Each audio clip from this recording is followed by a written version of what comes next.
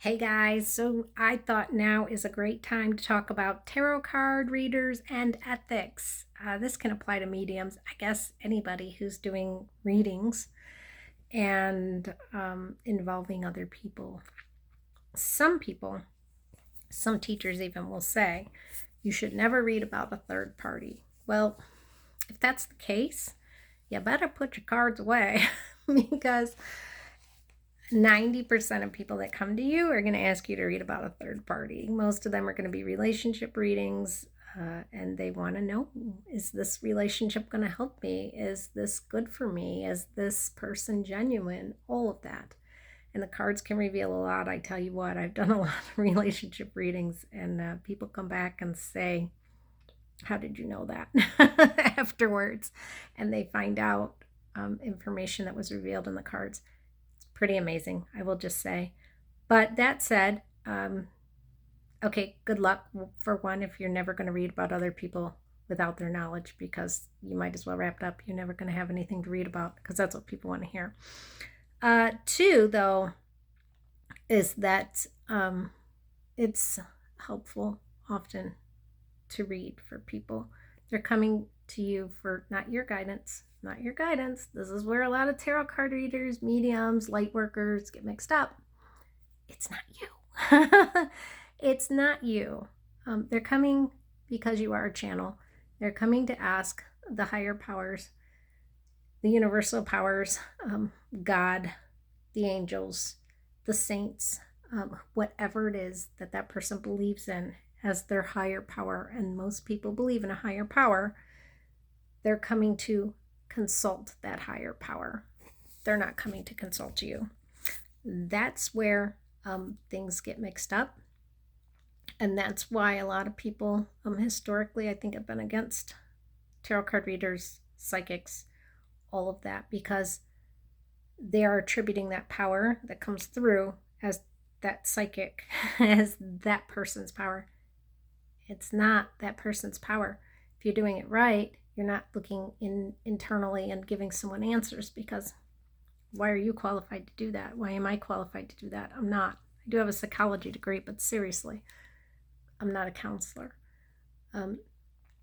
What we are supposed to do is ask for guidance from the universal knowledge, from the divine, from the God source, whatever you want to call it.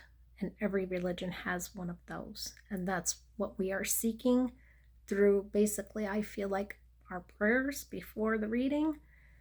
And that we are asking, just like people do in prayers, for guidance. And that's what we are doing, if you're doing it right, with all the right intentions. So, going back to ethics, what I really wanted to talk about today was Rebecca Scofield. If you don't know who she was or is a professor at Idaho University, and she studies gender and that sort of thing, gender roles and that type of thing. She teaches, and a tarot card reader, her name was Ashley Guillard, a YouTube tarot card reader, decided in her card reading what she saw was that Rebecca Scofield was the murderer of the 4 Idaho University students. And so, actually, she's on TikTok, I think, this Ashley. She reads tarot cards on there. And so Ashley has been giving readings to the world, saying that Rebecca Scofield is a murderer. And she has said this multiple times. And Rebecca Scofield, of course, this got back to her, this craziness, because people are crazy. And the minute you say something like that, this poor person, Rebecca, is going to have all kinds of problems. And now people are blaming her and believing, this Ashley, tarot card reader, that Rebecca is the guilty party. Even though the police have said no, she's not, even though someone else has now been arrested for these murders. Ashley is still sticking to her guns, is my understanding, and saying that she knows somehow that this is the truth. And to her, I guess in her mind, this is the truth for her. She believes it. Back to ethics. As a tarot card reader. Whew, that's a lot, that's a lot. And honestly, I know you guys listen to YouTube channels and you're watching tarot card readers because you're watching me. You'll see this again and again, right? Ashley's not the only one. She's not. We've all seen it multiple times where people get on there and they have no reason to believe, meaning the police have not named this person as a suspect. It's one thing if the police have already named the person as a suspect and you read it. That's a whole entirely different thing because that information is out there. If the information is out there, hey, go ahead, read, see what your cards say. That's fine. But when you're the person who decides this person is guilty without this person being named a suspect, without anything pointing at them, whew, that's a lot, guys. That's a lot. And I bet all of you can say that's a lot if you really stop and think about it. So again, back to ethics and responsibility as a tarot card reader. And what responsibility did Ashley have in this? I mean, Ashley clearly wants to be a tarot card reader. God bless her. She may have a gift, she just may have misinterpreted things. There is a better way to go about it. If Ashley truly, for whatever reason, believed somebody at the university, and it was a professor, was responsible for these murders, she could have asked the cards, is somebody from the university involved? And see what card she got. Tell me about a professor being involved. There's a lot of professors. You're not narrowing it down to just one. There's a lot of ways you can go about that without pointing the finger at one particular person.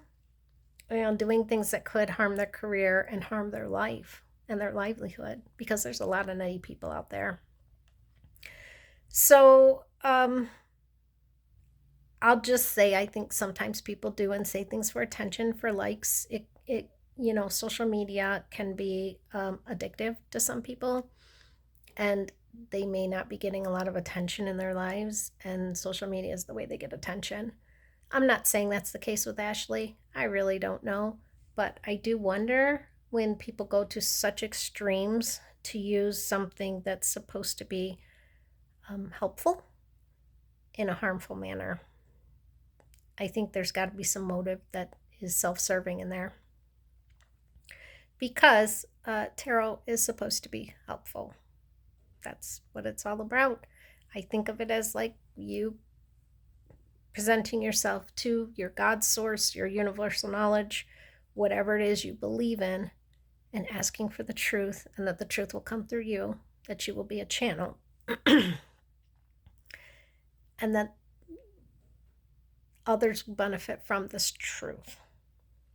That's what it's supposed to be all about, It's you in your spirit, in your most purest form, approaching the God source, divining the angels, the saints, whatever you want to call them, your guides, your guardian angels, and asking for help and for knowledge and for truth, and seeking answers, just like you do when you sit down and you pray. And that is, in its purest form, only supposed to be helpful and an act of honor to your guides and your ancestors and your God. And when people turn that around and use it in a manner that actually hurts others, you couldn't be further from being an open channel to the good that's in this universe that can be channeled through you. You couldn't be further from that. You aren't using it in the way that it's supposed to be, because it's supposed to be a pure thing that at the end of the day is bringing through truth in a manner that is being used for good. So I brought this up because I just read about this case and the libel, and this girl's being sued now, Ashley, by Rebecca Scofield. Rightly so. Go, Rebecca. And you just hope justice will be served, because that too is what tarot and all of divination is supposed to be used for, is for good and for the truth and for the good to come out. Ashley very well may have believed this was true. She may have misinterpreted her cards. If you watch my channel, I will be the first to say I will never always be right. There's a chance I could misinterpret something. There is a good chance I will sometimes misinterpret something, because the best reader is only 85 to 90% correct. It's the reality of tarot cards. You can't take it as science. It's not science. It's you channeling, you understanding information, you hoping and praying and asking to understand it and being a channel and it come through you. But there's always an element of your mind in there too. There's always going to be, because you're human, you have a mind. It just is what it is. So at the end of the day, there's a lot of readers and teachers who take this, what I'm just saying, make rules almost to the extreme because of those reasons. You can never read a third party. You can't do this. You can't do that. And they have all these rules. And if you take their classes, and it irks me when I take their classes, because they want you to follow all their rules. And that's great if you don't have yourself sorted out and don't understand kind of what you believe in yet. Maybe you need somebody to give you rules. But I also feel like divination and reaching out to your God source and to the universal knowledge should not come with a lot of rules. The information comes through, and if the information comes through, you can't tell me it's not supposed to, right? I don't want to hear that, because if I get it, I get it. They're giving it to me. What I think, you can sum up all the rules in the simple sentence of do no harm. Do no harm with the information you're given. You can get all kinds of information in this. You sure can. You sure can. You can get all kinds of information about people. Sometimes I get too much information about people and feel too much about people. What do you do with that? Do you use that against those people? No, never, ever, ever, ever. You feel love towards those people and understanding towards those people, and that's what this is all about, is love and understanding and the truth, because at the end of the day, those all go together, and those all are one. And spiritually, I know some people maybe are at the very beginning of their spiritual development and just don't quite understand things and don't have the maturity and haven't grown emotionally enough to quite understand not to hurt others as they try to develop. You know, they're putting themselves out there and they're trying to do this, but they don't quite have all the foundation in place yet. If they just follow the rule of do no harm, don't use that information that you get to hurt other people, I think that will take them a lot further than a bunch of likes on the internet. Yeah, because those likes, if you are compromising yourself, your integrity, your character, and harming someone else's integrity and character to get likes on the internet, what kind of person are you at the end of the day? I mean, really. So again, if the information's already out there and you're just reading to clarify, you know, the police say, these are our suspects, we think these people did this, hey, read away. You know, it's already out there. You're not the person bringing out there to randomly make accusations against somebody just because you decided to. Well, hopefully Ashley will learn her lesson from this, and the courts hopefully will teach her a lesson, and so will Rebecca Scofield, right? So be careful, people. Libel is a real serious issue. I worked at the law school once, and I learned all about it. It's not something that you just do and frivolously. You know, there are laws, and you will be expected to pay for it eventually if you keep harming people. And I don't think you'll ever grow in your spiritual development either if this is the way you approach your spiritual gift. If you even, I don't even know if some of these people have a gift, but if they do and they're not honoring it to the most purest form that it should be, then they're never going to grow. They're never going to become all that they could be either. So that said, I wish all of them the best, and hopefully people will figure out what's really important in this world, and it's not likes on the internet. All right, take care. Bye-bye.